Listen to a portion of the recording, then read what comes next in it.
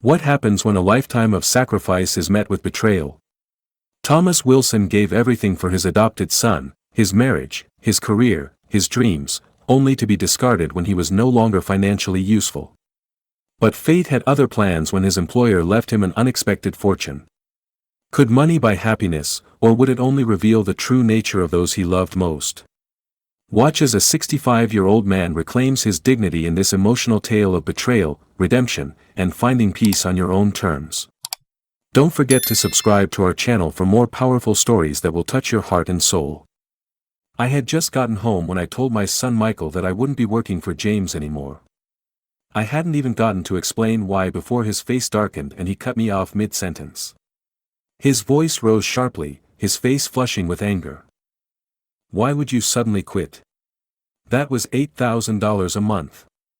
What are you planning to do now, just sit around freeloading? The bit of joy I'd felt coming home instantly vanished. Did he really think I left that job just to take it easy? I came back because I wanted to make life easier for them. His words hit me like a slap in the face, but I didn't lash out. I knew he'd been under a lot of pressure these past few years. His wife Nicole came from a family that never thought much of ours. Her mother's a university professor and her father works in local government. They've always looked down on Michael's background. To them, their daughter married beneath her. Nicole, following their lead, constantly took jabs at him, calling out his salary, his upbringing, anything she could to chip away at his confidence. Still, I figured once they found out about the inheritance James left me, $8 million, they'd finally see Michael in a new light. Maybe even treat him with some respect for once. But I didn't bring up the money. Not yet. Instead, I mentioned the other reason I'd come home. Didn't you say Nicole's planning to get pregnant soon?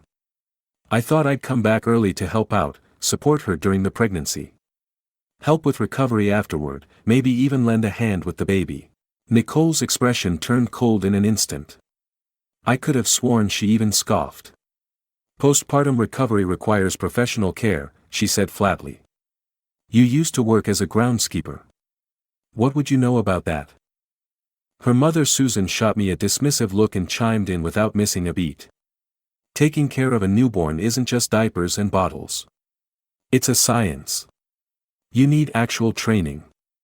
This isn't something amateurs can handle. The two of them tag-teamed their condescension so seamlessly it was clear they'd already rehearsed this routine. And just like that, I'd been written off as an unfit caregiver.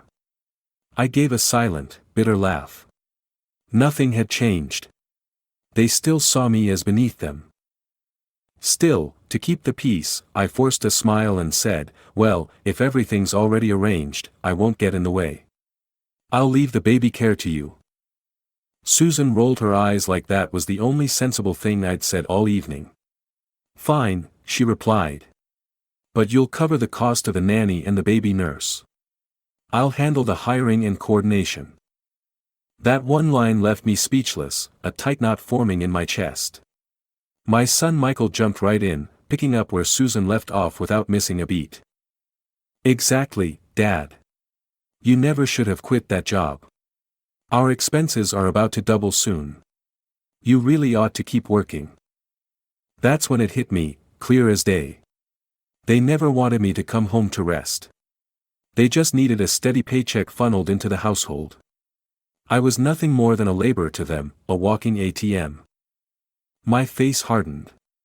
I'm 65. I think it's time for me to get some rest and retire. Retired? Nicole let out a bitter laugh. You don't even have a pension.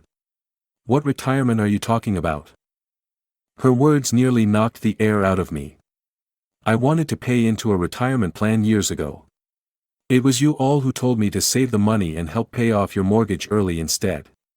Now you throw that in my face.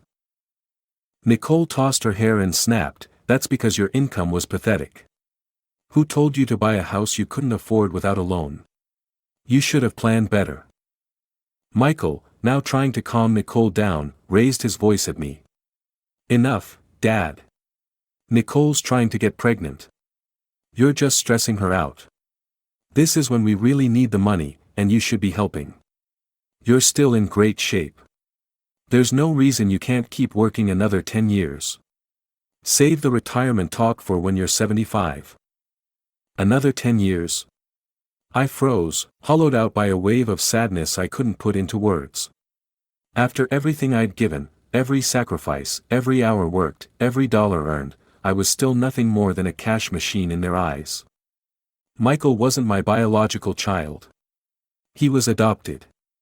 The first time I saw him, I was volunteering at the city's child welfare center. He was barely a year old then, frail as a kitten, lips tinged with blue, his tiny body drained of all life. The director told me Michael had been born with a severe congenital heart defect. His birth parents had abandoned him in a dumpster. A passerby heard his faint cries and brought him to the orphanage. I still don't know exactly what drew me to him. Maybe it was the way his eyes, full of fear and longing, clung to mine. Or maybe it was because I'd lost my own father when I was very young. Something about watching a child suffer felt unbearable to me. I went home and discussed it with my then wife after much thought. We decided to adopt him.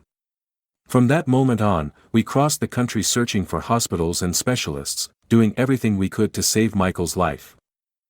But 2 years later, my wife changed. She said she was tired of raising someone else's child. She wanted a child of her own. She gave me an ultimatum: either send Michael back to the orphanage or leave her and raise the child alone. I didn't hesitate. I chose Michael. Back then, his condition was still unstable. I was terrified that going back to the orphanage would mean delayed treatment or worse, the end of his life. So I worked double shifts, sometimes 3 jobs at once. At night, I'd sit at the kitchen table, eyes burning, repairing old cars just to scrape together extra income. And somehow, through those long, desperate years, I kept him afloat. He survived, recovered, and eventually became as healthy as any other boy. Even made it to college. I never told him the truth about his past. Not because I wanted to lie, but because I didn't want to burden him. He was already a sensitive, insecure child. I didn't want him to carry the weight of knowing he was first thrown away by his birth parents, then rejected by his adoptive mother. I wanted him to believe the world could still be kind, that love, real love, did exist. But never in my worst nightmares did I imagine he'd grow into this cold, selfish, ungrateful man. That moment in the living room, as furious as I was, there was also a flicker of relief. Thank God I never mentioned the trust fund. If they knew that the $8 million had already been legally transferred to me, I can only imagine how much uglier this would have become. I looked at Michael, my gaze icy and unflinching. If this is how heartless you are, then so be it. From this moment on, we're done. You and I have nothing to do with each other anymore. I reached down, lifted my suitcase, and turned to leave, but Susan suddenly grabbed my arm. What are you saying? Michael is your son. You're supposed to be responsible for his future. You can't just pack up and walk away like this. Nicole stepped in, echoing her mother's outrage. Yeah, what kind of father does that? You raised him, and now you want to wash your hands of it. That's unbelievably irresponsible. I let out a cold laugh. You're a college professor, an educated woman, and this is the argument you're making? Legally, a parent is only obligated to care for a child until they turn 18. Me? I've supported Michael all the way into his 30s. What more does he expect? Michael's face twisted, his voice rising in fury. That's not parenting. That's you making bad choices and trying to pay off your guilt. Every miserable thing in my life is because of you. You owe me for life. Then he shouted, voice dripping with venom, did you ask for my permission when you decided to bring me into this world? I almost laughed out loud at the sheer madness of it. He sounded completely deranged. I stared at him like he was a stranger, someone I no longer recognized. I must have been blind to have raised someone like you. And if you've got such deep, twisted philosophical questions, maybe you should ask your birth mother, the one who left you in a dumpster. I didn't know if Michael even processed what I just said. He froze for a beat, confused, but the fury still clung to his face. It didn't matter whether he understood or not. He no longer concerned me. I shook off Susan's grip and walked out the door without looking back. Almost immediately, I heard angry shouts behind me. "You're disowning your own son. You're not even human. Don't get too proud, Thomas. When you're old, sick, and no one wants to take care of you, let's see how far that independence gets you. No one's going to hire a man your age. When you hit rock bottom, don't come crawling back to us." I paused, turned around slowly, and looked at them with cool detachment. "You should be more worried about yourselves," I said calmly. "Don't forget the house you're living in, that house you treat like your birthright, was bought with every penny I scraped together over the years. If I ever decide to take it back, don't be so sure you'll still have a place to live." Nicole stormed to the doorway, pointing a finger at my face, seething with rage. "Don't you dare touch this house. It's registered in my and Michael's names. It's legally ours. You have no claim." The more she shouted, the steadier I felt. "Fine," I said, my voice unwavering. "Then hear this, I don't care if I have to spend the price of 2 houses. I will not let this house stay in the hands of a bunch of ungrateful leeches." Nicole's eyes widened in disbelief. Then she burst out laughing, her voice mocking. "You've lost your mind. 2 houses. You probably don't even have $1,000 to your name. This house is ours.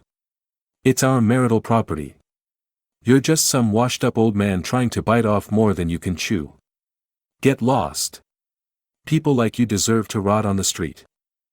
With that, she slammed the door in my face. I didn't respond. I didn't argue. I didn't even flinch. I just turned toward the elevator, pulled out my phone, and started browsing listings for luxury homes in the city's top neighborhoods. A bitter smirk played at my lips. If I didn't move into the best house in town, I'd be doing a disservice to the $8 million sitting comfortably in my trust fund.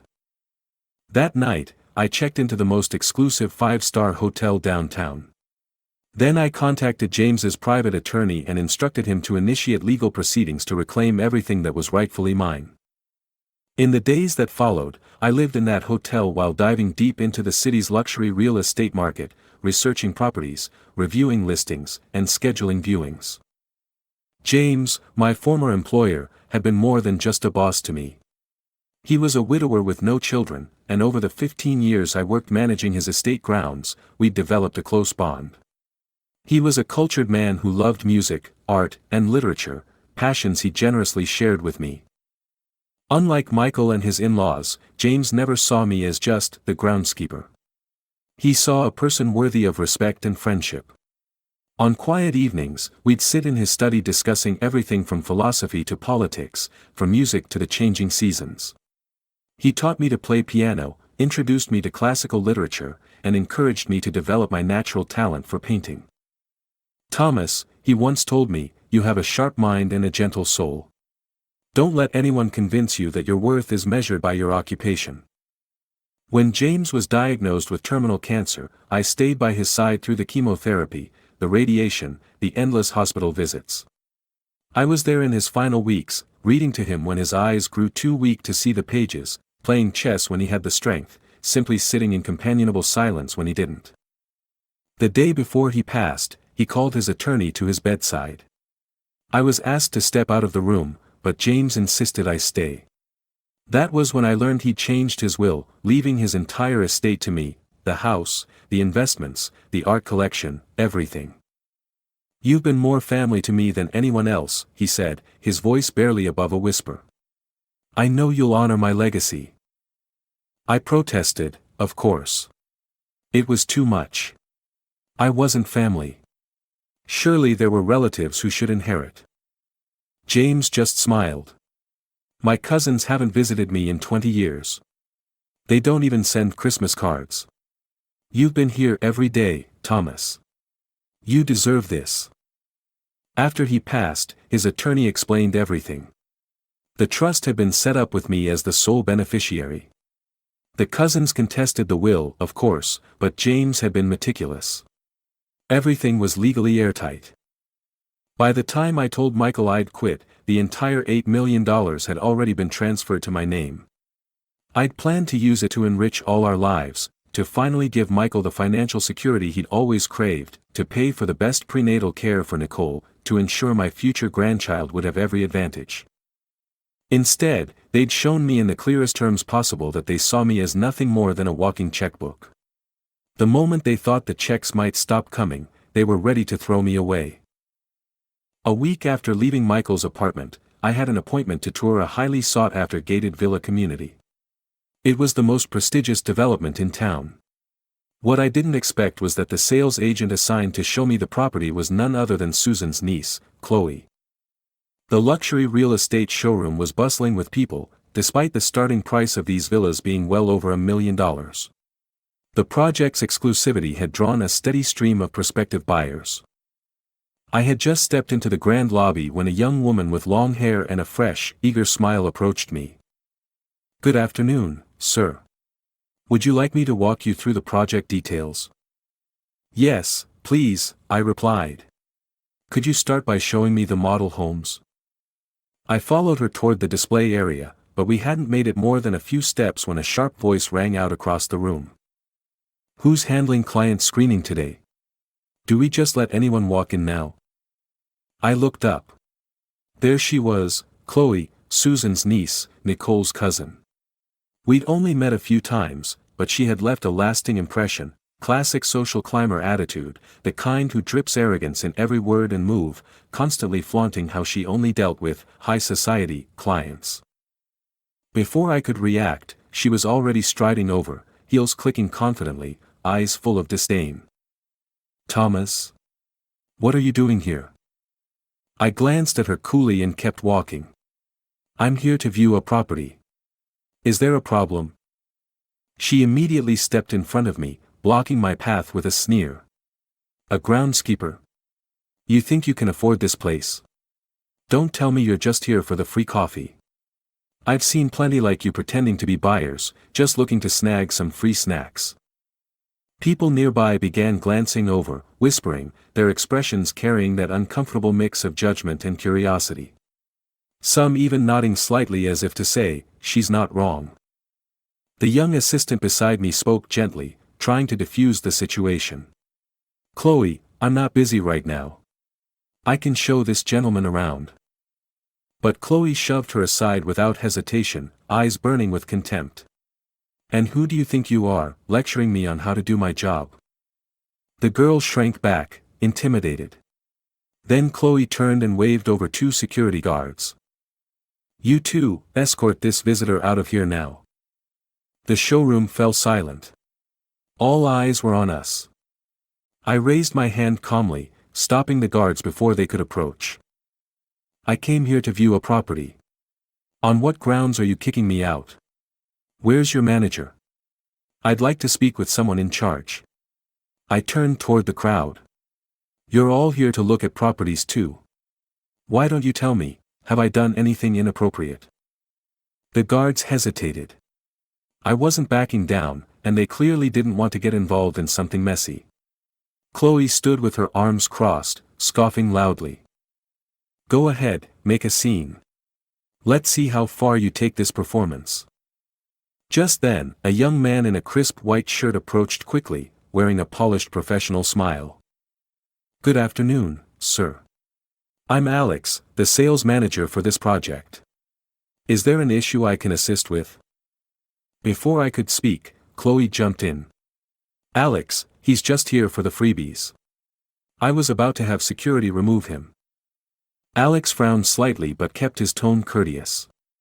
"Sir, would you mind showing us some form of financial verification? As you know, this is an invitation-only showcase, and we do require proof of purchasing ability." Without hesitation, I pulled out a folder.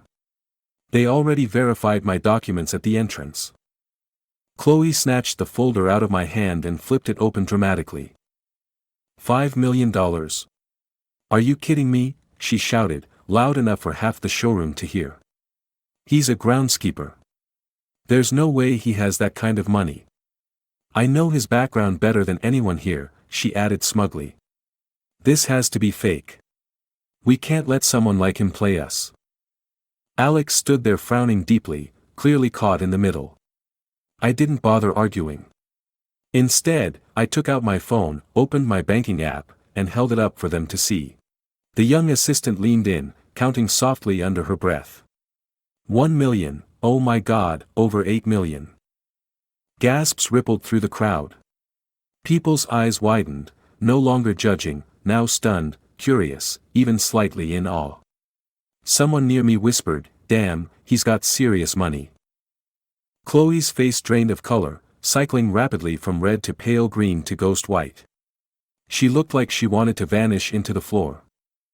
But Chloe still wouldn't give up. She kept pushing, her voice sharp and stubborn. "Listen, Alex, that banking app on his phone has to be fake. There's no way he has that kind of money." Alex's face darkened, his brow furrowing deeply. "Chloe, that's enough."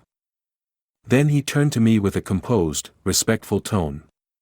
"Sir, I truly apologize. This has clearly been a mistake on our part, and we'll handle it appropriately. I'll assign our most experienced client manager to assist you right away." I waved a hand lightly, offering a calm smile, then turned to the young woman who'd greeted me earlier. "No need. She's perfectly fine. Very professional. I want her to show me the property." Alex looked slightly uneasy. Actually, she just started, still in training technically. I was only worried she might not have enough experience. "But I like her," I said firmly, leaving no room for discussion. "I'm buying the house today, and I want to do it through her." Alex nodded immediately, flustered but eager. "Of course, absolutely. Monica, make sure you take excellent care of our distinguished guest." Chloe stood off to the side, her face stiff, her lips twitching with suppressed frustration. She watched me walk away, seething, then muttered under her breath, "Just a glorified errand boy pretending he's somebody." I ignored her completely and pointed to the scale model at the center of the showroom. "I want to see this one," I told Monica. The moment I laid eyes on that villa, I knew, soaring ceilings in the living room, a spacious backyard garden, a sunroom spanning over 200 square feet. Most importantly, it was fully furnished and move-in ready. "I'll take this one," I said without hesitation. "Let's get the paperwork started." Monica's eyes lit up with excitement. "Sir, are you sure you don't want to tour a few more options? I'm free. I'd be happy to show you others." "No need," I replied. "This one is more than enough." She could barely contain her joy. "Sir, this will be the first sale I've ever closed. You're my lucky charm." We headed to the signing area, and as I reviewed the paperwork, a low murmur started behind me. "Damn, he just signed without a second thought. $1.5 million didn't even blink. Money talks. Ha! That's what real wealth looks like." "Don't be fooled," someone muttered. "Didn't Chloe say he's just a groundskeeper? Probably flashing around his employer's money. These days even servants know how to put on a show. But she's just parading around with someone else's credit.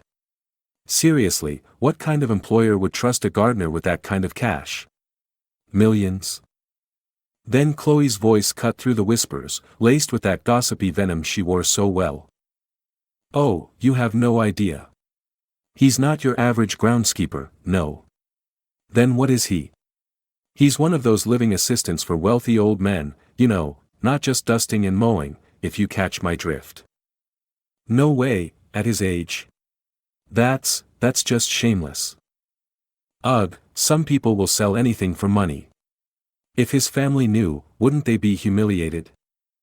I set down the contract and turned toward Monica. "Monica," I said with a steady smile, "could you please get Alex for me again? I'd like to purchase another property." The room went completely silent.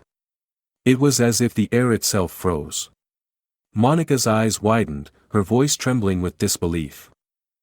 "Sir, you're sure you want another one?" "That's right," I said calmly. "One to live in, one as an investment." Then I smiled a little wider. Although I do have a small favor I'd like Alex to help me with. That afternoon, I signed contracts for both properties, paid in full without so much as a pause. Alex fired Chloe on the spot for her unprofessional behavior. I could have pressed charges for defamation, but seeing her escorted from the building in disgrace was satisfaction enough. Monica stood by my side, eyes shimmering with emotion. She could barely get the words out. "Sir, I can't thank you enough. I've been working here 3 months without a single sale, and today, 2 units back to back. You're honestly my miracle." To show her gratitude, she insisted on personally arranging deep cleaning and moving prep for me. I gladly accepted. For the first time in years, I felt truly light, as if all the humiliation, resentment, and bitterness had been swept away like the dust outside my new villa doors. That evening, just as I returned to my hotel, my phone rang. "Dad, what the hell did you do to ruin Chloe's job? Her whole family is coming after us now, demanding answers. How do you plan to fix this?" I answered breezily. "Let them come. That's your problem now. Didn't I already tell you we're done? I owe you nothing. You stirred up trouble and now expect us to deal with the fallout. That's not right." That made my blood boil. Trouble? Are you kidding me? Chloe defamed me in public. She brought it on herself. The security footage will prove it. If this turns into a bigger mess, don't think you'll walk away clean either. Michael went quiet for a beat. When he spoke again, his tone had softened noticeably. All right. Let's just move on." There was that hesitant tone, that calculated shift in interest. "So, Dad, who's your new employer, really? They must be seriously loaded, and they seem to be treating you pretty well too, huh?" I laughed silently to myself. There it was again, the scent of money, and he was sniffing around like a bloodhound. "It doesn't matter who they are. It has nothing to do with you, Michael. Let me say it one more time, we're done for good." And with that, I ended the call and blocked every single number from him, Nicole, and their entire family. 2 weeks later, I was settling into my new home when I decided to indulge another passion James had cultivated in me, music. I headed downtown to a high-end piano showroom, eager to find the perfect instrument for my sunroom. I had just settled onto the bench, ready to test out the keys, when the front doors swung open and a flurry of footsteps echoed through the space. In walked Susan, surrounded by her ever-present circle of social friends, their voices loud and shrill with self-importance. "What kind of store is this?" Susan scoffed, letting just anyone sit down and bang on a piano. "How unprofessional."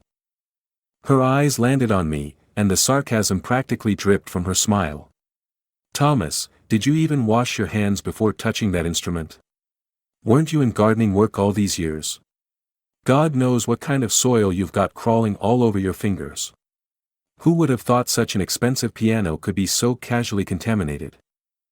Her little clique chuckled and whispered among themselves, eyeing me with barely disguised contempt. "So that's the groundskeeper-in-law you were talking about," one of them asked, not even bothering to lower her voice. "He can't afford to buy one, so he comes here just to pretend. How embarrassing." Another woman, her hair piled into a dramatic bun and oversized sunglasses perched on her nose, gave me a disdainful once-over. Ugh, nothing more irritating than someone trying to act classy while carrying discount store clothes. The audacity. The 2 sales associates at the showroom exchanged a subtle glance, clearly uncomfortable. One of them approached me and offered a warm, professional smile. "Please feel free to continue trying the piano, sir. That's exactly what they're here for. No purchase required." I nodded politely, then turned back to the sheet music and prepared to play, trying to ease the growing tension in the room. The other sales rep approached Susan and her group. "Ladies, welcome. Is there a particular model you'd like to see? I'd be happy to walk you through our selection." Susan shot me a glance full of frost, then replied sharply. "We were going to take a look, but now I'm not so sure. Clearly, this store doesn't care about its instruments or its clients." I gave the store associate a calm smile and said clearly, I'll need a bit more time to try a few. I fully intend to make a purchase today. The woman with the bun scoffed and dropped into a nearby sofa, arms crossed. Sure you do. I'll just sit right here and watch how you talk your way out of this. Can't wait to see how you slither off without buying anything. Susan tugged her friend's arm. Come on, let's go somewhere else. Just being near people like this puts me in a bad mood. But I knew better. Susan had already heard from Chloe that I'd bought 2 villas. She was clearly unsure whether to believe it and afraid I might prove her wrong again. But her friend wasn't so easily swayed. I'm staying right here, the bun-haired woman said with a smirk. I won't sleep tonight if I don't see this man fall flat on his face. Her words seemed to rally the rest of the group. They all stayed, waiting for what they assumed would be an entertaining disaster. I chose one of my favorite pieces and let my fingers fall gently on the keys. The notes floated into the room, soft and steady. The melody of Moonlight Sonata flowing through the air. The bun-haired woman twisted her mouth in mockery and snorted. What even is that? Sounds like noise. Who taught him to play? He thinks he belongs in a piano store with that mess. Give me a break. But before I could respond, the sales associate by my side started clapping, genuine admiration in his eyes. Sir, that was beautiful. Honestly, that's one of the most moving renditions of Moonlight Sonata I've heard in a long time.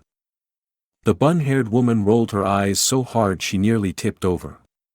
Oh please, if he was that talented, he wouldn't be stuck in whatever dead-end life he's living now. Your flattery is a little too obvious, sweetheart.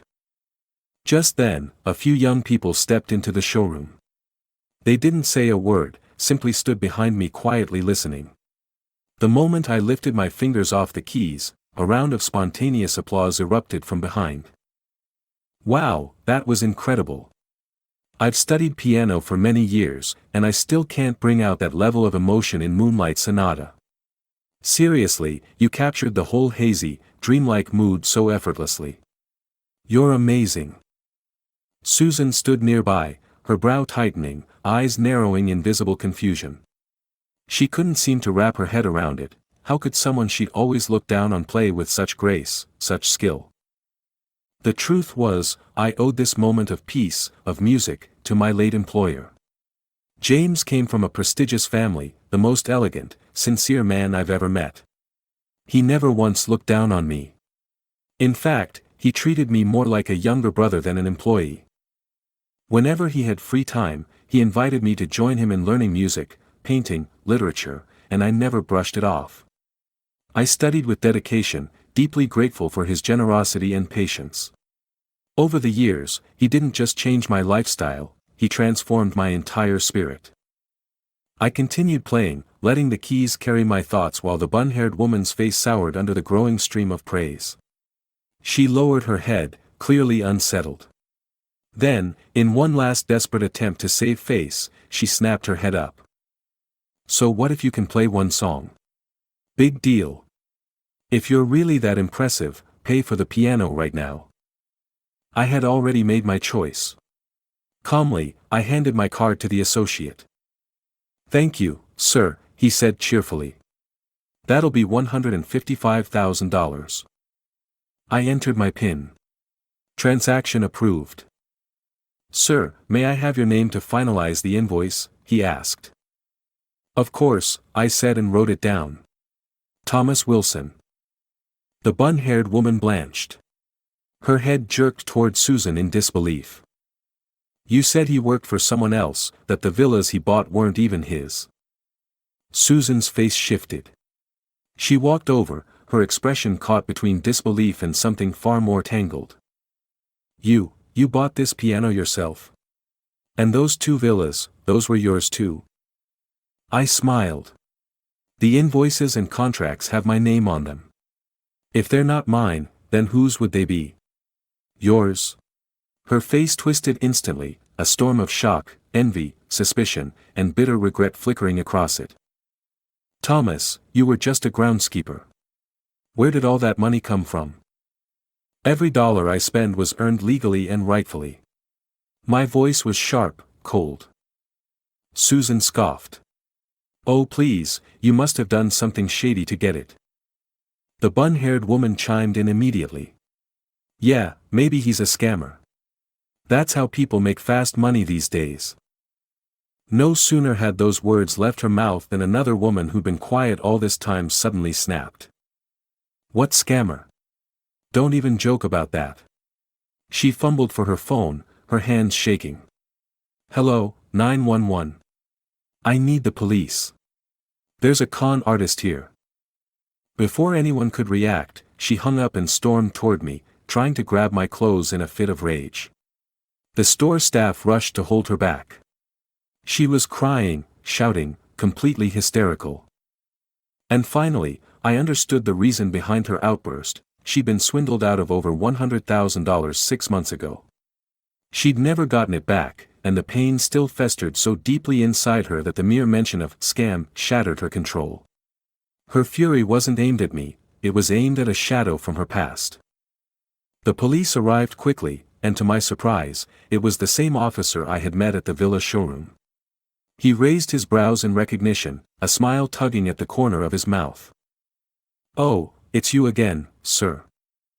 I nodded politely, but before I could speak, the hysterical woman jumped up and shouted, He's a scammer, officer. Arrest him right now. The officer's smile faded. He turned serious. Ma'am, do you have any proof of this accusation? Proof? She snapped. Of course not. I'm just providing a tip. You should investigate him yourselves.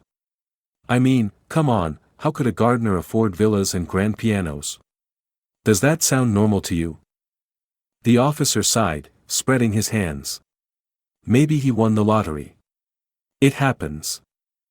Susan immediately jumped in, her tone sharp. Him winning the lottery? Don't be ridiculous. He's never had a lucky day in his life. Grew up without parents, failed marriage, low-class jobs. People like him don't get lucky, they get desperate. He has no education, no career path.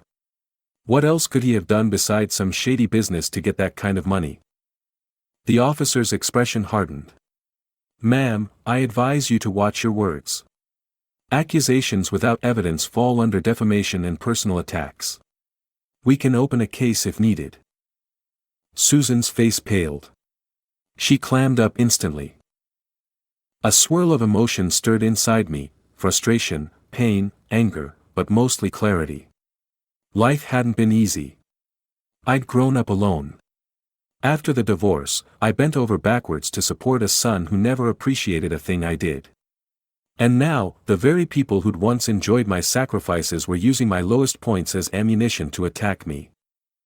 If I had a nemesis in life, it was Susan, her daughter Nicole, and Michael. They weren't just ungrateful, they were the real curses in my story.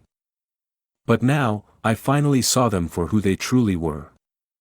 I pulled out my phone, opened my banking app, and without a word turned the screen towards Susan, holding it up so she and everyone else could see.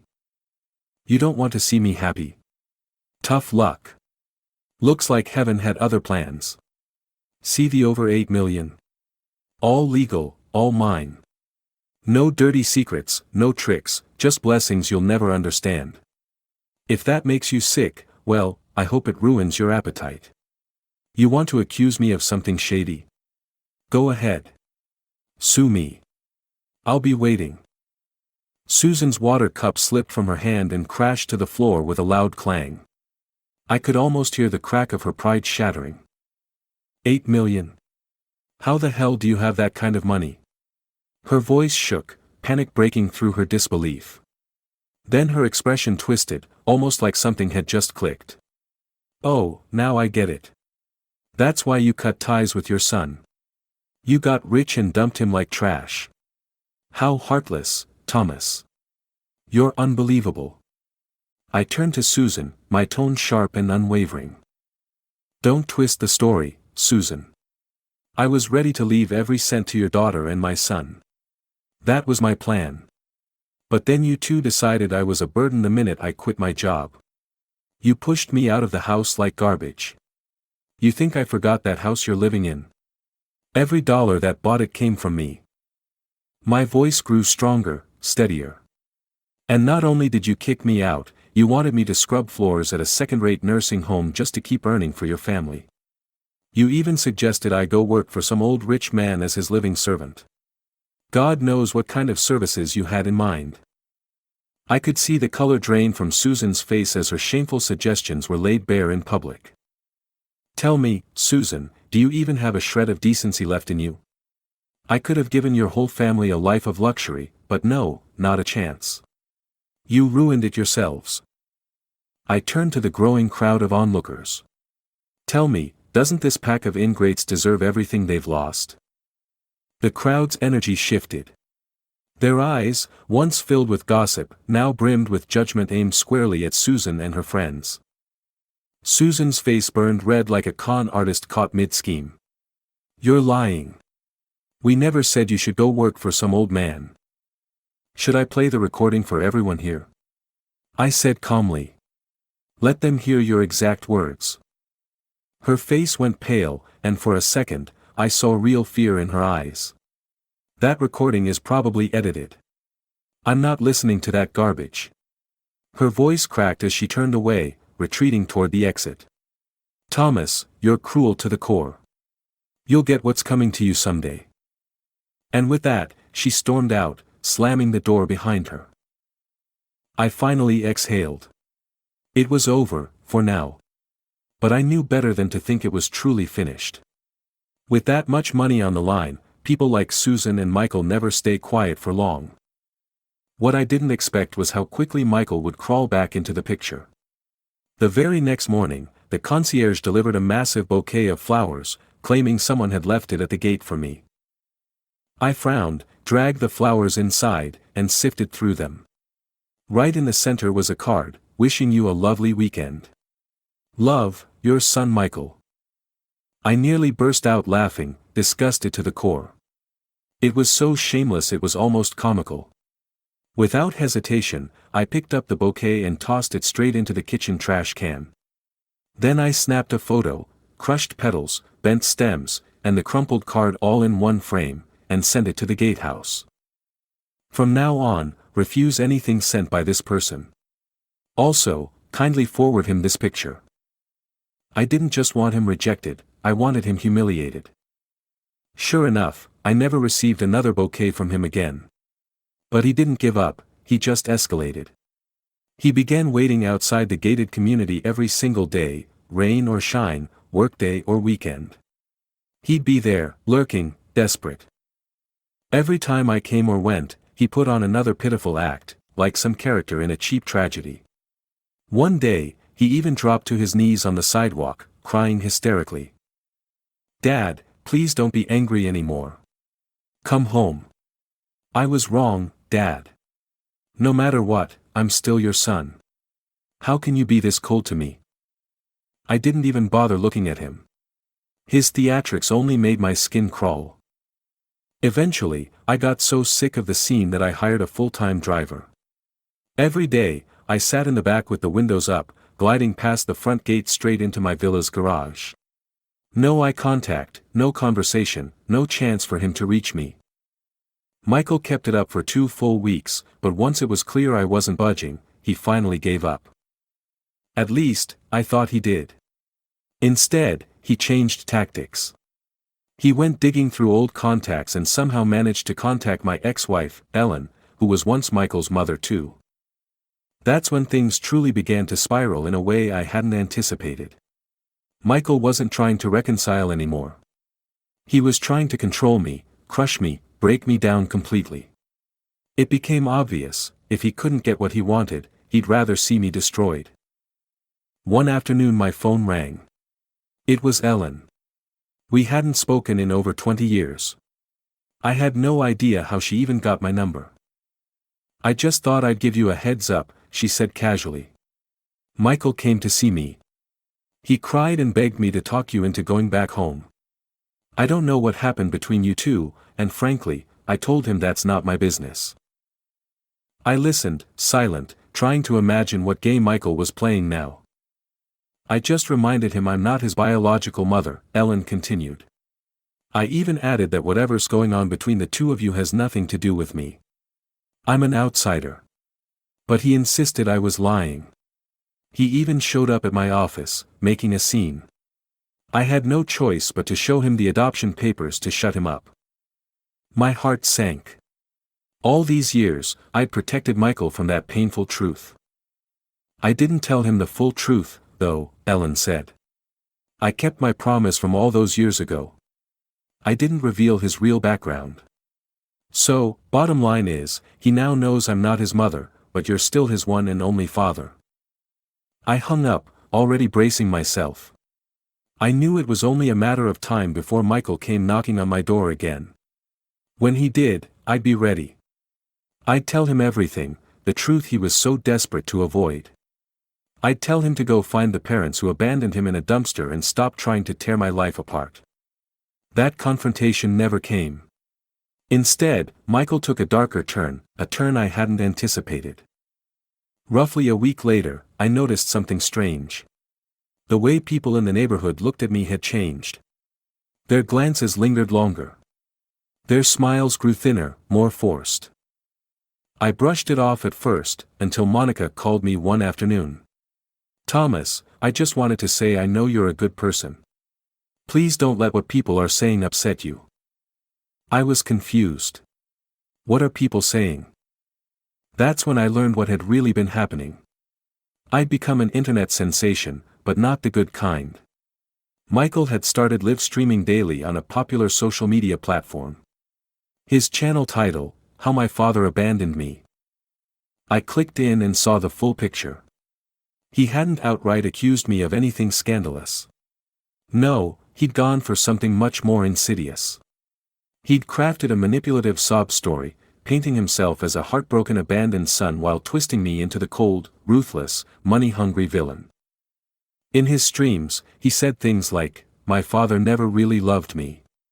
I worked so hard, studied so hard, and he wouldn't even support me in the smallest ways.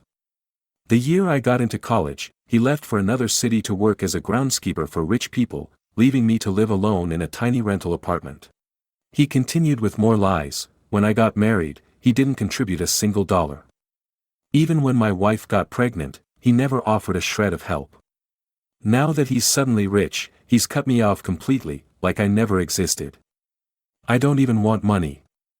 I just want him to acknowledge me as his son, but he won't even say my name."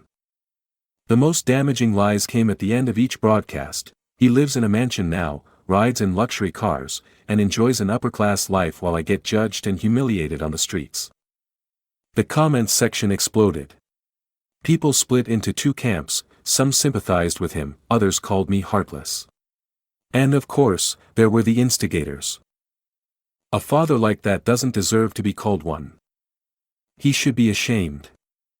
He's so pitiful. I'd do anything to give him the love he never had. Will be the warmth your father never gave you. You deserve better, sweet boy. He doesn't deserve happiness." His live stream blew up. His follower count skyrocketed. He even started selling merchandise and products on his channel, riding the wave of pity donations from his so-called supporters. Things turned even uglier. People began digging into my personal life. My name, my photo, my address, all of it started circulating in comment sections and reposts. I had officially become the face of a social media villain, the most heartless father on the internet. That evening, my phone rang again. This time, it was my lawyer. "Thomas, we can proceed with legal action right away," my lawyer said.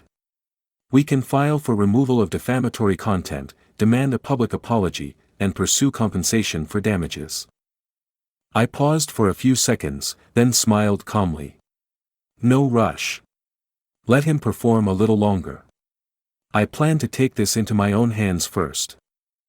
That same night, I registered my own account on StreamNet and launched my own live channel. I titled it, "So This Is the Dad Who Abandoned Michael." First, I dropped into Michael's stream and sent several $1,000 donations, instantly grabbing attention and spiking the live chat feed. Then I sent a message across the screen for everyone to see, Hi everyone, I'm the heartless father Michael's been talking about. He's been crying for weeks, saying I cut off his financial support. Come over to my channel, I'll show you the truth. Tonight, I'm giving away $100,000 in cash prizes. Join if you want. First come, first served. Within seconds, a flood of viewers jumped to my stream. Traffic surged wildly, and I started sending out the promised rewards. The comments section exploded with excitement. Thank you, Sugar Daddy. This is the real content. Queen taking notes. He's more loving than my own dad. Riding the wave of viral momentum, I officially began my live broadcast. I didn't waste time sugarcoating anything. I spoke straight into the camera. First of all, yes, I did cut off financial ties with Michael. But that doesn't make me heartless, and it certainly doesn't mean I abandoned him. People deserve the full story.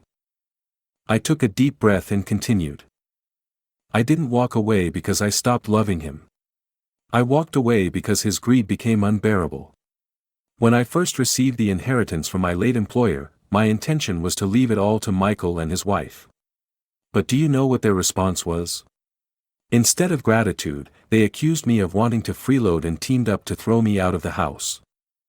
They even suggested I move in with a random elderly man as his living assistant because, in their minds, my only value was continuing to work and funnel money into their household. To them, I wasn't a father. I was a bank account. As I spoke, I displayed a scan of the trust documents from my former employer, a legally notarized statement showing I'd inherited approximately $8 million in assets. The money I have came from a legitimate trust left to me by a man who treated me like family. He had no children of his own and made me his sole beneficiary. The comments blew up again. Man lost $8 million. What kind of employer does that? Finally, karma rewarding a good heart. This isn't cold, it's clarity. Of course, not everyone was convinced. A few skeptics popped up. Still, you're his father. Aren't you supposed to support your child? Cutting him off after marriage sounds pretty cold-blooded. I replied calmly without blinking. Let me ask you this, does supporting a child mean you're supposed to be their personal ATM forever? I raised him alone since he was 1 year old, paid his school fees, bought him a house. What did I get in return? Suspicion, rejection, disrespect, and being forced out of my own home. They wanted me to keep working like a machine to subsidize their lifestyle while treating me like a burden. Then I dropped the final card, an audio recording of Michael on the phone trying to arrange for me to become a live-in assistant for an elderly man. The call had been captured by our home security system. It was undeniable proof. The comments exploded again. Unbelievable. This isn't just mooching, it's financial abuse. Cutting him off isn't cruelty, it's survival. This is what weaponized guilt looks like. He's not crying for love, he's crying for money. Good for you, sir. That son deserved to be cut off. I knew this was only the beginning. Michael didn't miss a father, he missed his money supply. In this war, it had only just begun. I looked at the flood of comments on the screen and let out a small, quiet laugh. Then I leaned toward the camera and spoke directly to the audience. The truth is, there was never any need to cut ties with Michael. Instantly, question marks filled the comment feed. I continued calmly, because Michael was never my biological son to begin with. The chat went momentarily silent before exploding with shocked reactions. I adopted him when I was volunteering at a local orphanage. He was just 1 year old then, born with a severe congenital heart defect and abandoned by his birth parents in a dumpster. He was barely clinging to life when I found him. I swallowed hard, fighting back the emotion that threatened to overtake me. I brought him home out of pure compassion. I spent every penny I had to get him medical care. And my divorce from my ex-wife, that wasn't about infidelity. It was because she insisted on having a biological child and refused to continue raising Michael. I was given a choice, send Michael back to the orphanage or leave my marriage and raise him on my own. I chose Michael. I gave up my marriage, gave up the chance to have my own children, just to give him a chance at life. I worked overnight shifts, tended gardens, repaired machinery, whatever it took. I scraped and saved until he was healthy again. I put him through college. I even bought him a house with my hard-earned money. And what did I get in return? He refused to let me live in that very house. He kicked me out like a stranger. Now he's slandering me online, claiming I abandoned him, and even spreading rumors that I earned my wealth through dubious means. Tell me, how should I respond to someone like that? As I spoke, I uploaded a series of images, hospital bills, medical invoices, school tuition receipts, public transit tickets, all the fragments of a life spent giving. A lifetime of sacrifice captured in paper and ink. The comments exploded. He's vile. Who does that to a man who saved his life? He used his adoptive father like a sponge, then threw him away. Disgusting. Living in the house he paid for and still kicked him out. Unbelievable. God gave him life, he gave him everything else. And he turned around and stabbed him in the back. The backlash was immediate. Viewers rushed back into Michael's stream and began flooding his comments section with outrage. How could we ever support someone like you? Shame on you. You played the victim while bleeding your father dry. You're the heartless one, not him. Get off the internet. Michael's face turned visibly pale on camera. Why are you all believing him? He shouted. He's lying. If I wasn't his real son, why did he do all that for me? He's manipulating you. No one would go that far for a child that isn't theirs. Back on my stream, more viewers demanded hard proof. Without hesitation, I uploaded a scanned copy of the official adoption certificate. This is the government-issued record, verified, public, and authentic. The comments section erupted once again. That's it. End of discussion. He's telling the truth. This isn't just betrayal, it's moral bankruptcy. He used his love, his money, his life, and still tried to destroy him. Report him. He doesn't deserve a platform. And just when I thought it couldn't get worse, Michael doubled down. So what if I wasn't his real kid? He didn't have to save me. I never asked him to. Maybe if he hadn't taken me in, I would have been adopted by a real family. He ruined my life. He never should have interfered with my fate. That was the final straw. The internet exploded. You're mad she saved you? That's the most disgusting thing I've ever heard. Let the whole world see this monster's true face. Report him now. In less than a day, public opinion turned completely. Michael went from abandoned victim to ungrateful parasite feeding on his adoptive father's blood. His streaming channel was permanently suspended by the platform that same night. My lawyer filed a formal defamation and harassment lawsuit against him, demanding financial compensation for damages. We also filed for an injunction to legally prohibit him from making any further defamatory statements or attacking me through social media platforms. Eventually, the court ruled in our favor. Michael was found guilty of violating cyber safety and defamation laws. He was ordered to pay damages and cover all legal fees. His streaming privileges were revoked, his social media accounts permanently banned. Me. I was finally completely free. There was no longer any trace of Michael in my life, and there never would be again. Another 6 months passed, and I finally reclaimed the house that had once been mine through a meticulous legal process. My attorney team successfully reversed the property ownership. The day everything was finalized, I stood in the living room, staring at the familiar curtains, watching sunlight spill across the hardwood floor. For the first time in years, I felt truly light, like I'd finally exhaled after holding my breath for decades. A few days later, Nicole filed for divorce.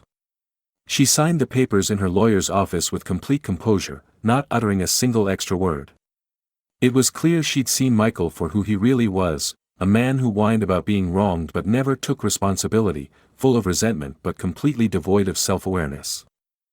And just like that, Michael vanished from my life entirely. I didn't ask about where he went, and I had no interest in looking back. Years passed. Then one day, while chatting with an old friend at a cafe, she casually mentioned, "I heard Michael ran off to Canada. He's always online bragging about how free and easy life is over there." Out of curiosity, I searched his name online. What I found was haunting. The video footage showed him disheveled and hunched beside a trash bin on a street corner, gnawing on a piece of half-eaten sandwich with vacant, unfocused eyes. Sometimes he'd break into a manic smile, other times, he'd burst into uncontrollable sobs that tore through his whole body. He'd lost his mind. The same man who once stood in front of a camera painting me as a villain, fishing for sympathy, selling sorrow for attention, had become exactly what he deserved to be, a ghost on the margins of real life. But I didn't feel satisfaction. I didn't feel anger anymore either. He had simply become the sum of his own choices. No amount of followers could save him. No amount of lies could keep his story standing. He lost the sympathy he'd stolen. He ruined the integrity he never valued. And eventually, life did what it always does. It caught up. As for me, I was finally done with a battle that had drained me for over 30 years. The 2 villas I bought on impulse during that dark chapter. I sold them during the housing market upswing and walked away with a tidy profit. What once symbolized fury and defiance had turned into the foundation of my next chapter. Eventually, I moved to a quiet lakeside town on the western edge of the city. It wasn't the most expensive neighborhood, but it was everything I'd ever wanted. Sunlight flooded the windows, my garden bloomed with wisteria and roses, the kitchen always smelled of my favorite dark roast coffee, my easel stood beneath the trees waiting for lazy afternoons of painting.